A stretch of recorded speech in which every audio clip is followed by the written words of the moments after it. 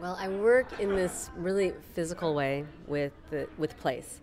So in the last couple of years, I have entered a new location, and it's like this immersion process. Like maybe if someone were dumped into a new place, how would they go about beginning to know this place?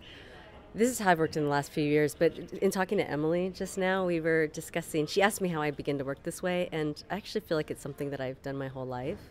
Growing up, kind of feeling like I lived between two places, like between my mom's family, who's Japanese, and Hawaii, and growing up in a small town in eastern Washington that didn't really represent my community or represent who I was biracially. So I felt like I always lived in this in-between space looking for a sense of belonging. It's like I come to a place and I look for the signs in a place that to me describe the human condition.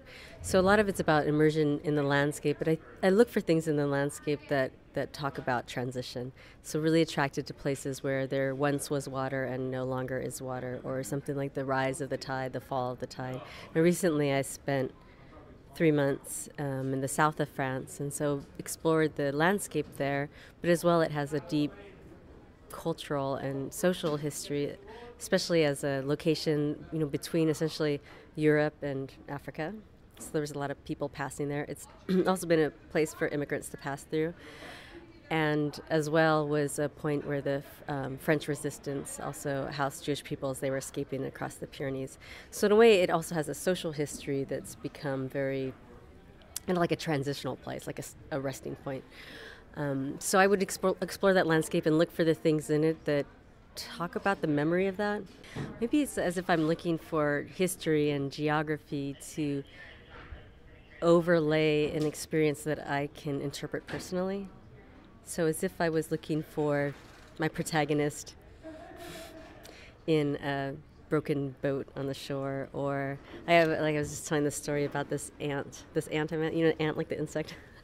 So I had gone out to photograph this peninsula that had once been a mountain and then had been mined, so it's kind of like this flat plateau, and you can see where the rocks have been essentially like exploded, and then they took some of these rocks and built this chute that they would tumble the rocks down into this boat. So to me there's a sense of absence, or things that have been changed or destroyed, and in fact we're talking about stones, right? We're not talking about people, but that sensation that something's amiss, or something has really shifted, or something's been taken away in the absence of that natural form.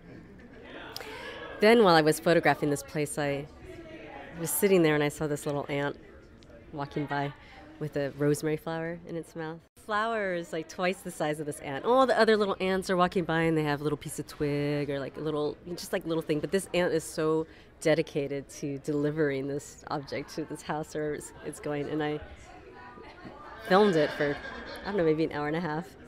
And it's just like this ant kind of became the protagonist of the story, like this dedication to this flower. I feel like you could see this, like after you've been observing this, so you go to Europe, you've articulated these ideas of change and seeing that. Do you feel like you can see that, like whenever you arrive to a place and you're there long enough, do you start looking for these types of things?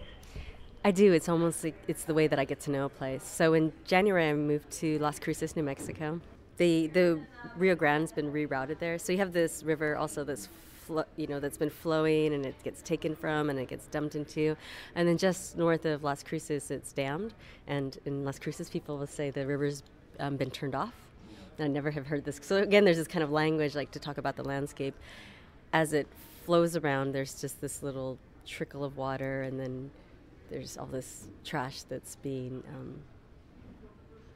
revealed because now the water's down. So again, it's one of these transitional places, and yet it's this migratory place. All these birds come here, so it's almost like it has this it's like a place of nourishment. It's also a place that's been really destroyed.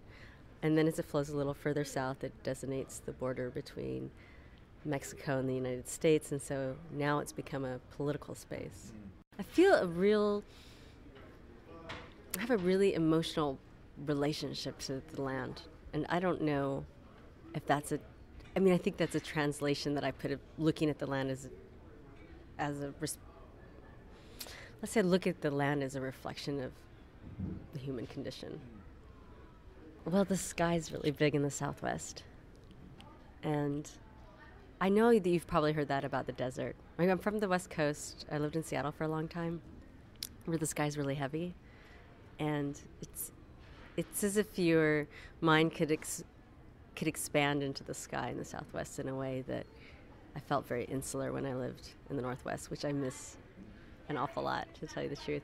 And there's something that happened too for me when I was at the Camargo Foundation in the south of France, where I just was. There was the same thing every morning. You'd wake up and there would just be this vast openness. Right there, the Alps is where the Alps come crashing into the sea. So in fact, the Alps have been slowly sinking into the ocean there. So there's also this death that's happening. In fact, it's been described once as this is where the Alps come to die.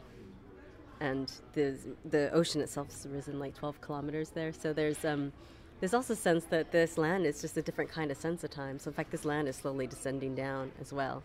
I'm somewhere between the 19th and the 22nd century. I work a lot with 4x5. So for me, it's a very intentional way of moving. So I'll walk, I walk a lot. So I'll walk until I find a place that I am interacting with, and then I photograph it. Sometimes I go back over and over until I find something there. So that's very slow way of working, 4x5, sheet by sheet. And then these become sometimes prints, but a lot of times what they become are sketches for installations. So it's like the 4x5 is my sketchbook, and then ultimately the way I'm working now is I use video and audio and sculpture and create interactive sculptural installations. So the photography, I have a long history with photography. At this moment is actually feeding me to work in a very three-dimensional way.